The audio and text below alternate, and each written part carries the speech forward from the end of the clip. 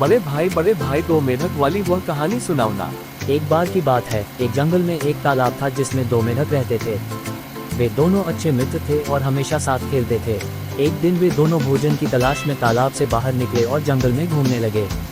घूमते घूमते वे एक गहरे गड्ढे में गिर गए। गड्ढा बहुत गहरा था, इसलिए वे बाहर नहीं निकल पा रहे थे। दोनों मेढक ने बहुत कोशिश की, परंतु वे गड्ढे की ऊंची दीवारें पार नहीं कर पा रहे थे। वे बार बार उछलते, पर हर बार असफल हो जाते।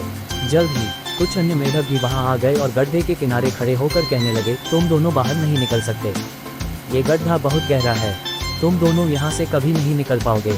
उनकी बातें सुनकर एक मेढक ने हिम्मत हार दी और उसने कोशिश करना बंद कर दिया। वह सोचने लगा कि अब उसका अंत निश्चित है।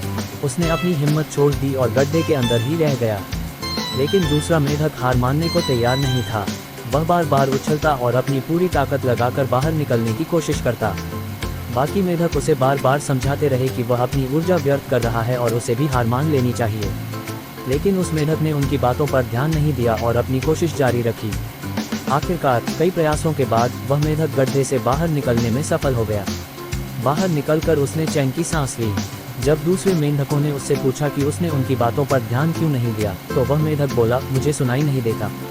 मुझे लगा कि आप लोग मुझे प्रोत्साहित कर रहे हैं, इसलिए मैंने कोशिश जारी रखी और सफल हो गया। इस कहानी से शिक्षा मिलती है कि हमें दूसरों की नकारात्मक बातों पर ध्यान नहीं देना चाहिए और अपने लक्ष्य के प्रति प्रयासरत रहना चाहिए। किसी भी परिस्थिति में हमें हार नहीं माननी चाहिए। सही दिशा में लगातार प्रयास करने से हम अवश्य सफल हो सकते हैं।